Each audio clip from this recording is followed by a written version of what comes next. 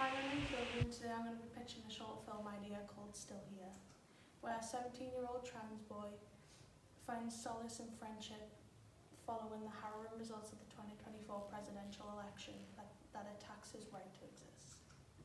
The inspiration for this one, I couldn't really think of many that would really go into it, but I found a short film called Beautiful They by a trans actor called Morgan Davies. It basically follows the plot of a transgender boy trying to find people who accept him and love him for who he is. I mainly wanted to focus on Beautiful Boy for the colour scheme and the colour grading, as it looks really dreamlike. Even in the beginning, it's sort of like the blue and the mid-tone, not mid-tones, a duller colour scheme. I really like the dream type of it because it narrows in, to the haze and the whole misunderstanding, and how when something as big as that happens, like the presidential election, I'm sure many other people face it. I know I did, when it was the day after and you just sat there and you're like, well, what do we do now? And you just sort of in that dream state where you're like, how do we go forward from this? And I wanted to capture that with the colour grading, like how Beautiful They did. The next film was Lady Bird, directed by Greta Gerwig. I liked how it was a lot of duo shots. I think it looked really well, and I liked how it had the duo shot. It showed the complexity of friendship and how you're always going to have that one person who's just going to stay by your side, regardless of what happens. I really liked that. I liked it.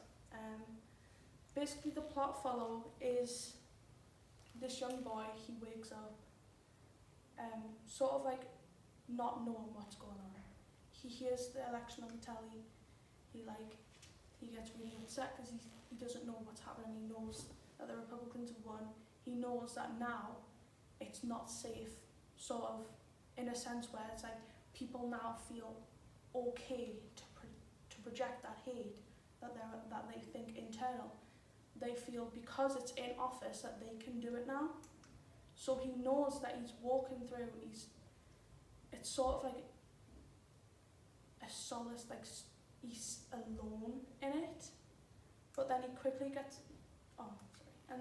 gets brought out by his friend who texts him, and he apologises for the news, and they meet up, which I think I've left that slide on. They meet up, and it shows how even in the toughest of times, people are still with their friends and they're still experiencing love and friendship. And there's always going to be that, there's always going to be someone there for you, no matter what's happening. And towards the end, we see him in the mirror. He's sort of looking in the mirror, and he realises I'm still here, regardless of who's trying to erase me, who's trying to deny my existence. I'm still here. I'm still real, and I'm still going to do it. The mission feasibility, the locations I've confirmed locations. I'm going to be using my own house and the public park area, which I don't need permissions to film there. We've got the actors. I've got two trans actors, Ryan and Leo. They're going to be in the film. They've already agreed to it. Scheduling wise, it's all going to be, because the actors are still in school, well, not school, college. They're going to be blocked times where I can't film because they'll be busy. So there's a 2-3 week window where they're free, which could be good, which I'll use to my advantage and get some promo shots, some test shots and stuff. Why would audiences like this film? I think they'll like this film because we're living in a time now where there's a lot of hate and anger towards the trans community and a lot of minority communities. And I think in a time like this, when people are so scared and so they think they're so alone. It's important to uplift these voices and show that trans lives have always been and always will be there. Thank you. Is there any questions?